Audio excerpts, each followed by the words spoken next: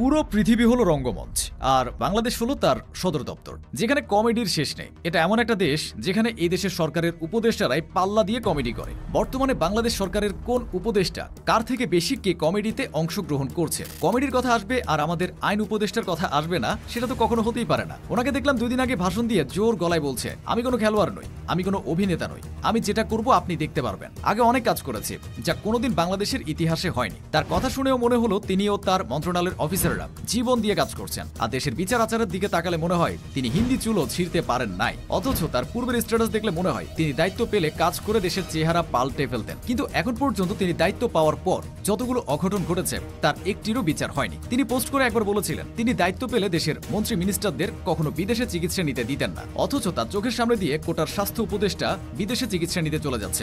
এদিকে জুলাই যোদ্ধারা উন্নত চিকিৎসা চাইলে স্বাস্থ্য উপদেষ্টা নিজে ও তার দায়িত্বশীল ব্যক্তিরা বলতেন বিদেশি ডাক্তাররা কি বিশেষ বই পড়ে ডাক্তার হয় নাকি? দেশের মতো উন্নত চিকিৎসা ও আন্তরিক ডাক্তার সিঙ্গাপুরেও পাবা না। তাহলে এমন উন্নত চিকিৎসা ও আন্তরিক ডাক্তার রেখে স্বাস্থ্য উপদেষ্টা কেন সিঙ্গাপুরে চিকিৎসার জন্য গেল? কেউ কি বলতে পারবেন? অন্যদিকে প্লাস্টিক নিয়ে পড়ে থাকেন আমাদের পরিবেশ উপদেষ্টা, কিন্তু ওদিকে সিলেটের সাদা পাথর চুরি হয়ে যায়, সে খবর তিনি জানেন না। খবর জানার পরেও তার লোক পৌঁছাতে লাগে 2 দিন। এসব কমেডির দিক থেকে পিছিয়ে নেই আমাদের মৎস্য উপদেষ্টা। তিনি দায়িত্ব নেওয়ার সময় বলেছিলেন দেশের মানুষের ইলিশ খাওয়া নিশ্চিত করে তারপর বিদেশে পাঠানো হবে। কিন্তু এই তো কয়েকদিন আগে পাশের দেশ ভারতে 1200 টন ইলিশ পাঠানো হলো, কিন্তু এদেশের মানুষ এখনো ইলিশের কাটা খাওয়ার সৌভাগ্য হলো না। এ বিষয়ে তিনি আবার দেশবাসীকে বলেছেন বাধ্য হয়ে ভারতের অনুরোধে ইলিশ পাঠিয়েছেন। এজন্যই মানুষ বলে কাজ করার আগেই অতিরিক্ত গলা বাড়ি দিও না হলে শেষে পস্তাতে হবে। আমাদের ক্রীড়া উপদেষ্টা আবার আছেন নিজের কমেডি লেভেলের সোয়াগ নিয়ে। তিনি ক্রীড়া উপদেষ্টা হলেও মাঝে মধ্যে সব ধরনের উপদেষ্টার কাজ করেন, আবার মাঝে মাঝে ওয়েস্ট ইন্ডিজে খেতে যান, আবার খেলা দেখতে যান। দুঃখের বিষয় হলো তিনি যখনই খেলা দেখতে যান সেদিনই বাংলাদেশ গো হারা হেরে বাণিজ্য হারান। সব উপদেষ্টাকে পেছনে ফেলে দেশবাসীকে সবচেয়ে বেশি বিনোদন দেন আমাদের স্বরাষ্ট্র উপদেষ্টা। তিনি রাস্তায় বের হলে পুলিশ আর্মি যারাই থাকেন তাদেরকে ডেকে নিয়ে জিজ্ঞাসা করেন বিয়ে করছো নাকি করবা, কয় টাকা যৌতুক নিবা।